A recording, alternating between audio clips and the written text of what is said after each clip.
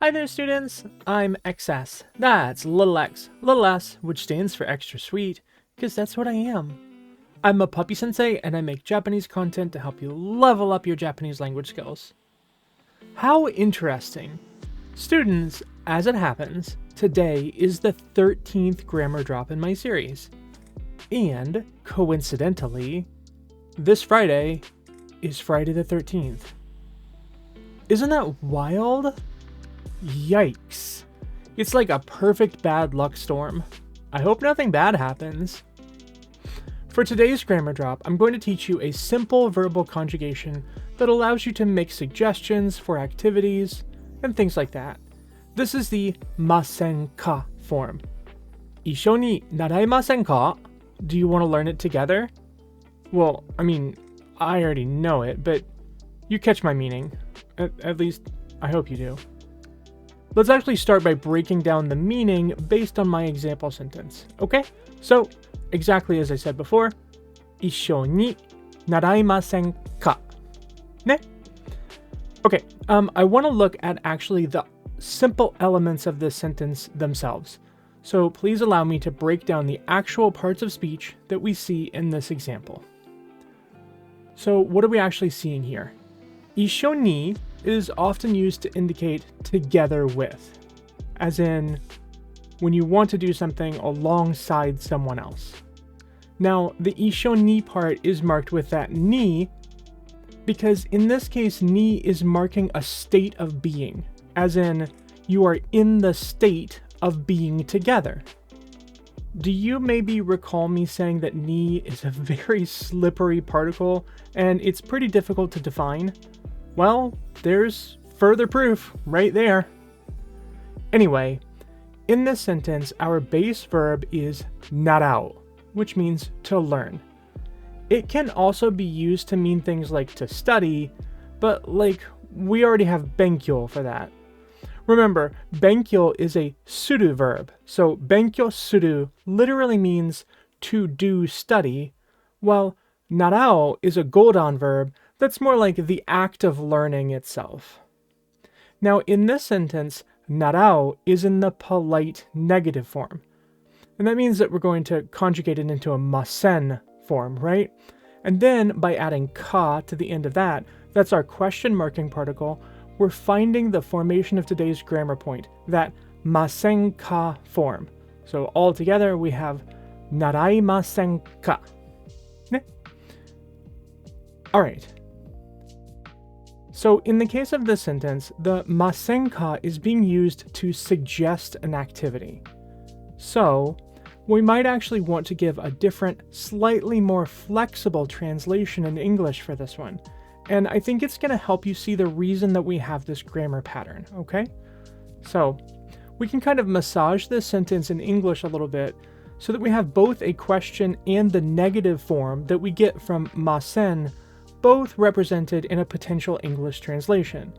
These are the kinds of things that I think about when I'm doing English translations.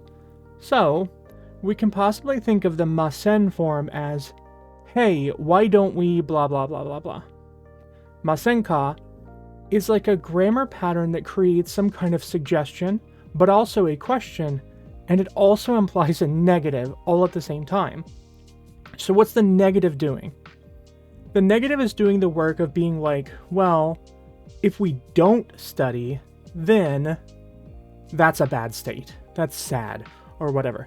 It's not harsh, it's not impolite, but it surely sets this sentence into a state where it's better that the thing does happen than if the thing doesn't happen.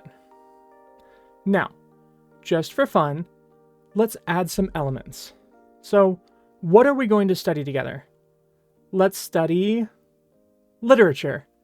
Sound good? I like reading. Literature in Japanese is bungaku. So our new sentence would become 一緒に文学を習いませんか? This is where we want to slot in the object of the verb whenever we have our plan that we're suggesting to someone. Now, another thing that you might actually want to do is specify who with. So, in a sentence like this, let's say you're suggesting that something is going to get done together with someone else. in our case, we're going to use puppy kohai. Okay? So, creating a new sentence here. Puppy kohai to issho ni bungaku o naraimasen ka? Ne? Okay. There are two things that I want to point out for you here. Okay? First, just at the level of grammar, when you want to do something together with someone in particular, you're often going to use this to issho ni structure, just like I've shown here, right? It's puppy kohai to issho ni, or somebody else to issho ni, together with that person. Puppy kohai to issho ni, together with puppy kohai, just like that, okay? The other thing that I want you to notice is that I haven't given you an English translation for this sentence yet. That's because I want you to think about exactly what this sentence is saying. Puppy kohai to issho ni bungaku o naraimasen ka? What does it mean? Do you think that that means this? Why don't we study literature together with puppy kohai? Or do you think that means why don't you study literature together with puppy kohai? Maybe I'm not included, maybe I'm not involved, but I'm suggesting that you do it. So, which one do you think it means? I'll go ahead and tell you. It kind of means both. Why is that? Because in the end, what we're really seeing in a sentence like this is something like in English, how about studying literature together with puppy kohai?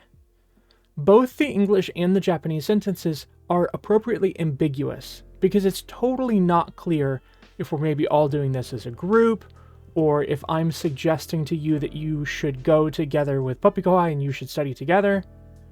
It's not clear. You're basically just making some polite suggestion.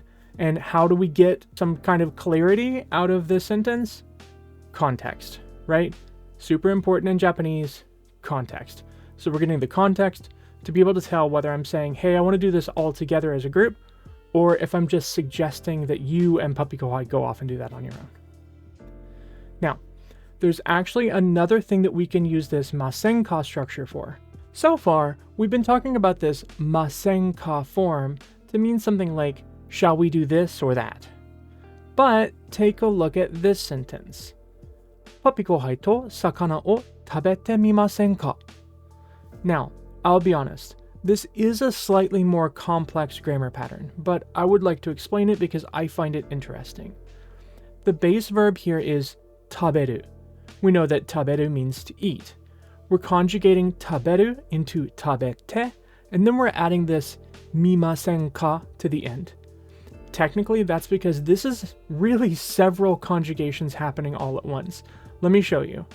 What we have here is our base verb, taberu. That's in the te form, or the continuative form, so that it can attach to the auxiliary verb miru. Miru means to see, but in the context of a verb suffix like this, it means do that verb and see, or try out that verb, right? Try to eat in this case. Then we have the masen, polite negative, and ka, our question marker. So this basically means something like, would you want to try eating? So our sentence would be, would you want to try eating fish with puppy kohai, right? Or why not try eating fish with puppy kohai, right? You can see that ambiguity there. And that's because this is really just a suggestion of some kind. The point that I wanted to make here was that while the Masenka form can mean something like, shall we do X, it can also be used just to make polite recommendations. In other words, it's not like the masho form, which really kind of implies doing something together. Masenka can be used to mean, let's do this, or let's do this together, but it doesn't have to be that way. It can just be something like, hey, you might want to try this thing out. Speaking of which, if you have any advice for me, I would love to hear it, because I always want to improve these videos. For now though, I'll see you next week. また来週